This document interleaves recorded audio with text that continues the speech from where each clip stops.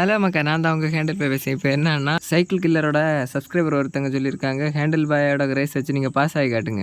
அவங்க சப்ஸ்கிரைபர் ஆச்சு, அப்போ பாஸ் ஆகி விடாமல் இருந்தால் நல்லா இருக்காதுல்ல, அதான் அவரை முன்ன விட்டுட்டேன் அப்படின்னு நினச்சிதியா? அப்படியெல்லாம் கிடையாது மக்களை, சவுட்ட முடியல. என்ன பொடி சைக்கிள் வச்சு எத்தனை நேரம் தான் சவுட்டி காலெல்லாம் வலிச்சுது. அப்புறம் பார்த்தா அவர் தான் விட்டு கொடுத்தாரு போல. நல்ல ஒரு மனுஷனாக இருக்கார். அதெல்லாம் இருக்கட்டு, இது யாது லொக்கேஷன் யாருக்காச்சும் தெரியுதா? திருச்சி மக்களுக்கு கண்டிப்பாக தெரியும். இது ஏதோ ஒரு கணையமா, கல்லணைன்னு ஏதோ ஒன்று சொன்னாங்க, கிளியராக எனக்கு தெரியல. சரி, இந்த இடத்துக்கு யாரெல்லாம் திருச்சி மக்கள் பேருக்குது, இல்லாமல் வேறு இடத்துல உள்ள மக்கள் எத்தனை பேர் பேருக்குதுன்னு சொல்லி கமெண்டில் சொல்லுங்கள் சரியா? அடுத்து மக்கள்கிட்ட ஒரே ஒரு கொஸ்டின் ஆகிக்கும், அதை நீங்கள் கமெண்டில் கரெக்டாக சொல்லணும். சைக்கிள் கில்லரோட சைக்கிள் பொடி சின்ன சைக்கிளா, இல்லாமல் ஹேண்டில் பாயோட சைக்கிள் தான் சின்ன சைக்கிளான்னு சொல்லி மறக்காமல் அதையும் சொல்லிட்டு போங்க சரியா?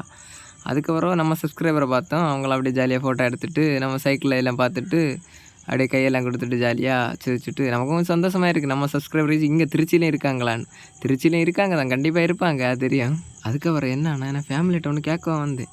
இதே மாதிரி நான் ஒவ்வொரு இடத்துக்கும் போய் வீடியோ போட்டால் நல்லா இருக்குமா, இல்லை நீங்கள் போடிய மாதிரியே காமெடி வீடியோ போடியது நல்லா இருக்குமான்னு சொல்லி கமெண்டில் சொல்லுங்கள் சரியா?